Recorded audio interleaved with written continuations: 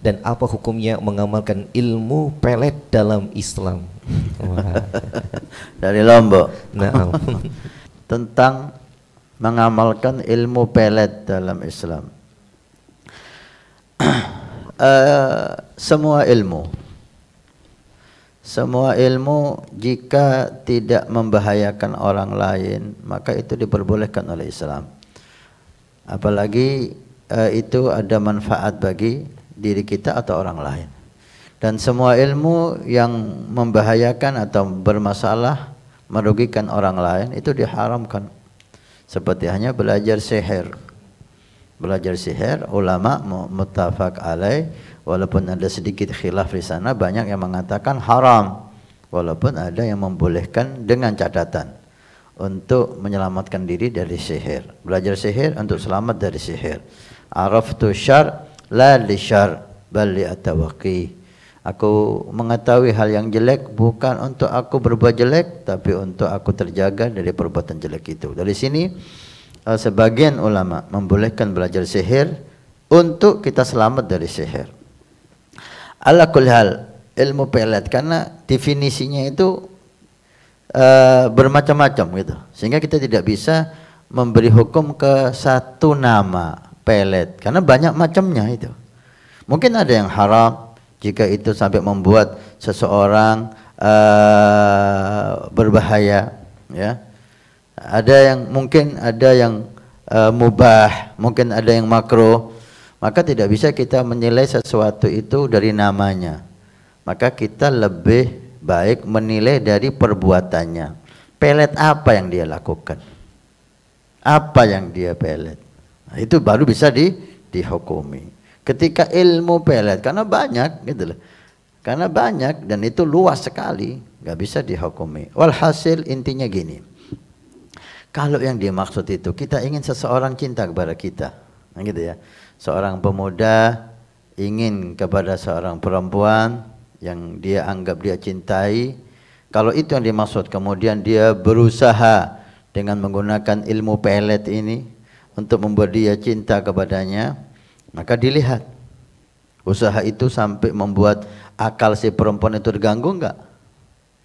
Nah, kalau usaha itu hanya doa sama Allah, setiap malam dia ya Rob, ya Rob, ya Rob, cintakan dia kepadaku ya Rob. Ini apa salahnya? Gitulah. Nah, dia baca ayat kursi, dia baca yasin, dia sholawatin umpamanya. Ini mana yang bisa dikatakan haram?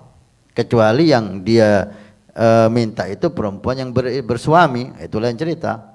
Tapi perempuan enggak punya suami dan dia ingin menikahi, kemudian dia doa baca yasin, waqi'at, tabarak umpamanya, apa yang bisa dikatakan salah gitu loh. Doa, Allah membuka pintu doa. Dzikir, Allah membuka pintu dzikir. Maka dalam hal ini tidak bisa, kalau ini dinamakan pelet nggak bisa dikatakan haram. Tapi kalau sesuatu membuat rusak hubungan, perempuan sudah bersuami atau seorang lelaki kemudian si lelaki ini berusaha dengan segala cara untuk membuat hubungannya dengan suami itu cerai sehingga dia nikahi, ini haram apapun yang dia baca. Maka intinya kalau yang dibaca itu tidak melanggar syariat, maka dilihat arahnya kemana. Tapi kalau yang dibaca melanggar syariat, yang dipakai itu bacaan-bacaannya mengandung syirik, nah itu bacaannya aja haram gitu. Apalagi niatnya, nggak dilihat niatnya. Kalau udah bacaan itu salah, diharamkan, maka itu haram. Jika bacaannya benar, yang digunakan alat untuk membuat orang itu cinta sama dia itu benar, ayat Quran, dzikir, sholawat, dilihat tujuannya. Tujuannya apa? Membuat si perempuan yang dia senangi, yang tidak punya suami, itu senang sama dia sehingga dia bisa jadi istrinya. Niatnya untuk jadi istri bukan untuk main-main, maka ini tidak bisa dikatakan haram. Jadi yang dilihat pelet itu satu, bacaannya apa? Kalau bacaannya melanggar syariat, yang dilakukan melanggar syariat haram tanpa dilihat tujuannya.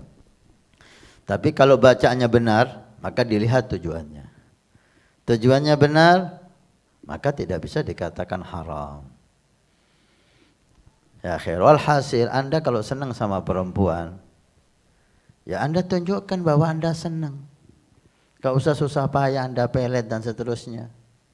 Nah, kalau itu jodoh Anda, maka dia akan datang. Allah akan mempermudah menemukan Anda dengan dia. Dan jadilah pernikahan. Yang penting niat yang baik. Niat untuk memuliakan dia.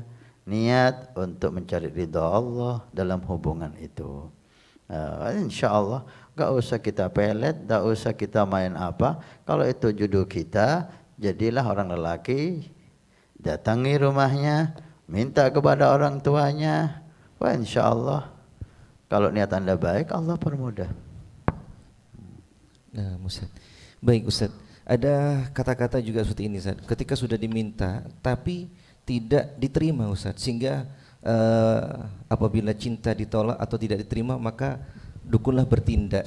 Apakah ini juga seperti pelet-pelet juga Ustaz, sehingga kalau sudah nama dukun itu sudah kebanyakan 95% haram. Karena kalau namanya itu dukun, dia tidak menggunakan Al-Quran, tidak menggunakan hadis, zikir-zikir, tidak menggunakan salawat, ya. Dia akan menggunakan ilmu hitam, minta tolong syaitan, minta tolong kepada jin, dan itu kebanyakan mengganggu pikiran perempuan itu. Datang ke dukun aja sudah haram, apalagi percaya, apalagi minta tolong, itu haramnya kuadrat, dan tidak akan lama. Walaupun sukses mungkin perempuan itu bisa dia dapat, tapi pasti suatu saat akan terjadi masalah dan tidak akan harmonis itu keluarga. Assalamualaikum warahmatullahi wabarakatuh. Alhamdulillah, saya Hasan Ismail Al-Muhdar, khadim Pondok Pesantren Nurul Iman. Kami informasikan kepada semua donatur Masjid Awwabin pada hari Jumat ini tanggal 9 Juni. Alhamdulillah kita melaporkan perkembangan Masjid Awwabin. Lantai pertama sudah kita lewati dan sudah selesai, tinggal finishing. Dan ini lantai yang kedua juga sudah selesai pengedekan, dan insya Allah bentar lagi proses finishing. Dan ini kita naik lantai 3 atau lantai 2 masjid. Alhamdulillah udah proses pengedekan. Setelah itu kita mulai finishing, mulai dari lantai dasar aula, masjid yang pertama dan lantai masjid yang kedua. Terima kasih banyak semua donatur, semua simpatisan, baik yang mengikuti bulanan setiap bulan 100.000 ataupun yang memberikan hartanya. Mudah-mudahan Allah Subhanahu wa taala menjadikan sebagai sedekah jariah. Kalau kemarin Anda yang ikut, ini waktunya Anda menjadikan sedekah jariah ini untuk orang tua Anda, untuk anak Anda, untuk orang-orang yang Anda cintai, untuk istri Anda, sehingga semuanya kaya dengan pahala dan taat di hari kiamat. Karena masjid ini akan ditempati semua kegiatan ibadah, belajar mengajar di masjid, dakwah ilallah di masjid, salat jamaah di masjid, aurat di masjid, pengajian di masjid. Masya Allah, begitu besar fungsi masjid dan aula Al-Awwabin yang diberi nama oleh guru mulia kita dengan Awwabin. Mudah-mudahan dapat selesai dan bermanfaat sampai hari kiamat. Terima kasih. Barakah. Wassalamualaikum warahmatullahi wabarakatuh.